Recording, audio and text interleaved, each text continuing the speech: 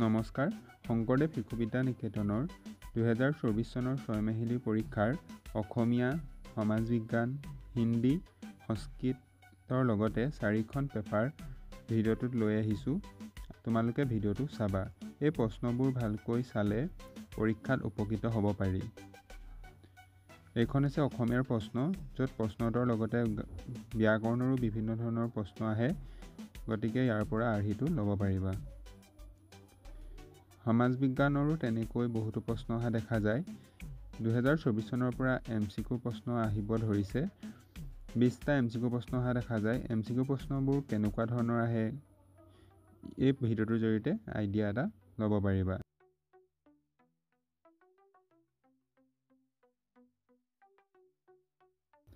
MCQৰ লগতে 2 নম্বৰ থকা আৰু খালী ঠাই, শুদ্ধ অশুদ্ধ আদি প্ৰশ্ন অহা দেখা যায়।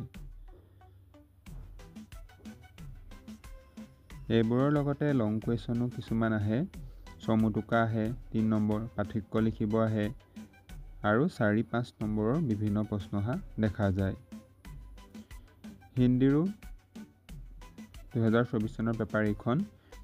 হিন্দীত MCQ অহা দেখা নাযায় আৰু অসমীয়াতো MCQ নাহে। হিন্দীত 10টা 1 টকা প্ৰশ্ন, কবিতা, ব্যাকৰণৰ বিভিন্ন ধৰণৰ প্ৰশ্ন অহা দেখা যায়।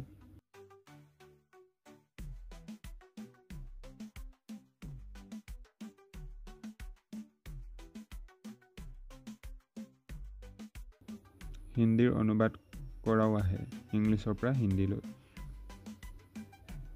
এইখন হৈছে সংস্কৃতৰ পেপাৰ।